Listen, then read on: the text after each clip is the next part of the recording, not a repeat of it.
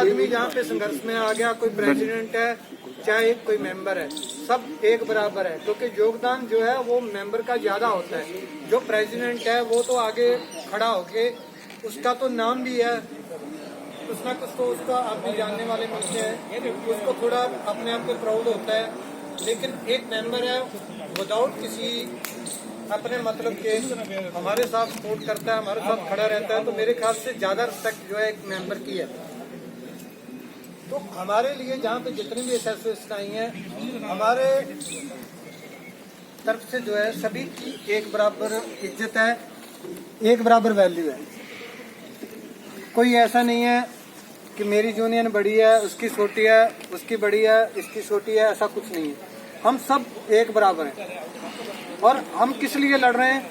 जवानों के लिए, जवानों के हकों के लिए लड़ रहे हैं। और हम ये चाहते हैं कि ये आवाज जो है वो नेशनल पद्धर की, नेशनल लेवल पे जाएगी। मेरी एक यूनियन है, वो 1-2 डिस्ट्रिक्ट में पंजाब में है, 1-2 डिस्ट्रिक्ट यूपी में है।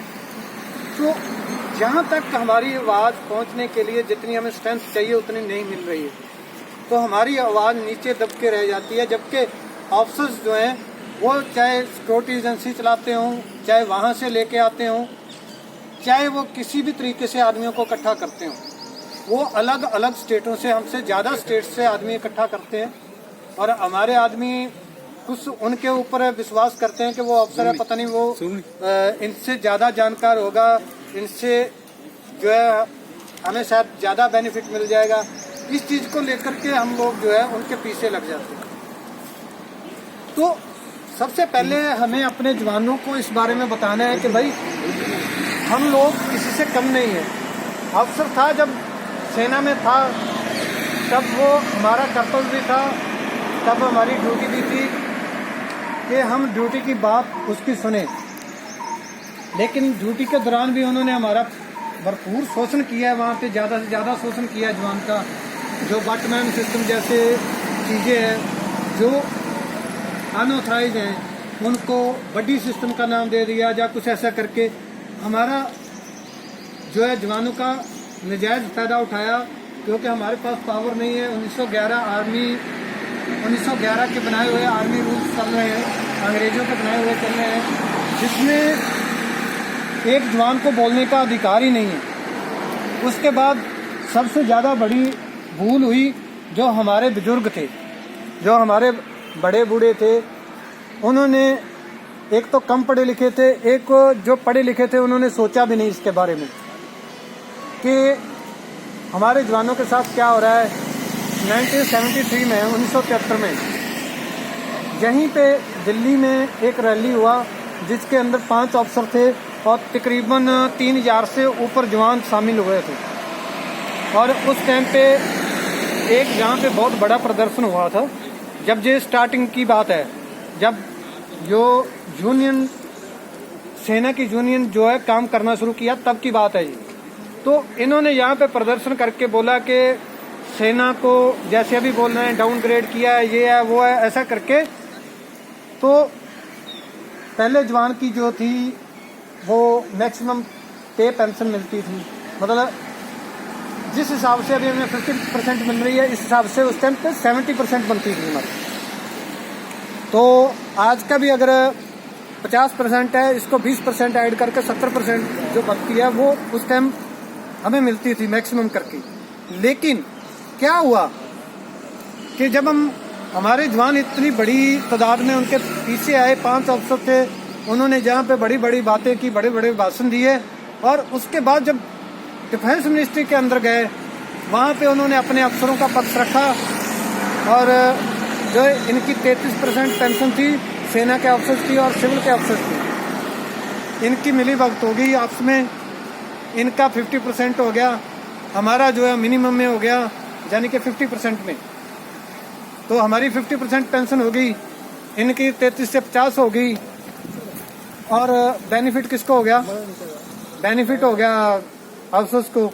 तो सबसे पहले तो 1973 में हमसे जो है इन्होंने बेनिफिट ले लिया, लेकिन इसके बाद भी हमारे बड़े बूढ़ों को नहीं पता चला इस चीज़ के बारे में, किसी ने बोलना नहीं शुरू किया।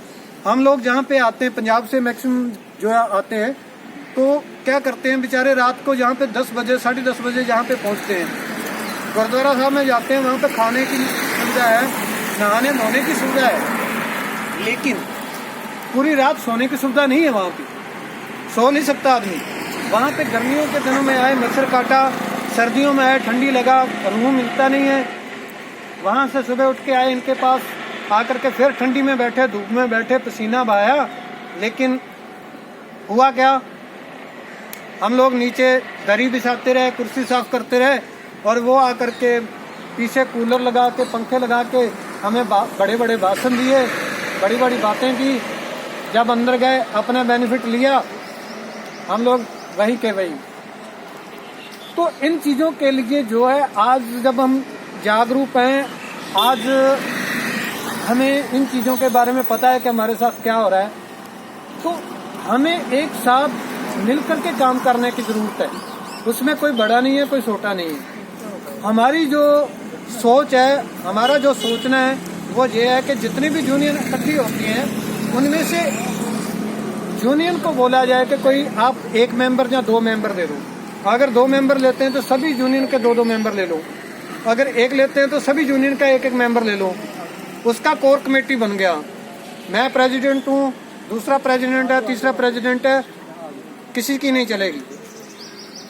5 यूनियन से 5 जो है कोर कमेटी के मेंबर हो गए, वो पांचों बैठे, हम उनके साथ बात करें, जो हमारा कोर कमेटी मेंबर है होगा, हम उनसे बात करें, उनको बताएं कि भाई हमें ये करना चाहिए। अपनी यूनियन की तरफ से आप वहाँ पे मीटिंग करो, उससे पहले उसके मेंबर को ये बात समझाओ कि भाई आपको वहाँ पे ये बात रखनी चाहिए हमारी यूनियन की तरफ से। वो जब कोर कमेटी के मेंबर बैठे हैं, सभी अपनी अपनी बात करें। जहाँ पे 5 आदमियों में से 3 आदमी सहमत हो जाते हैं कि भाई ये प्रोग्राम होना चाहिए, तो दूसरे 2 भी उनके साथ सहमत हों और 5 यूनियन मिलकर काम करें, ताकि हमारा सरकार के ऊपर दबाव बने, सरकार को जो है जवानों की मांगें माननी पड़े। इसलिए जो है एक साझा मोर्चा, एक यूनाइटेड फ्रंट की ज़रूरत है।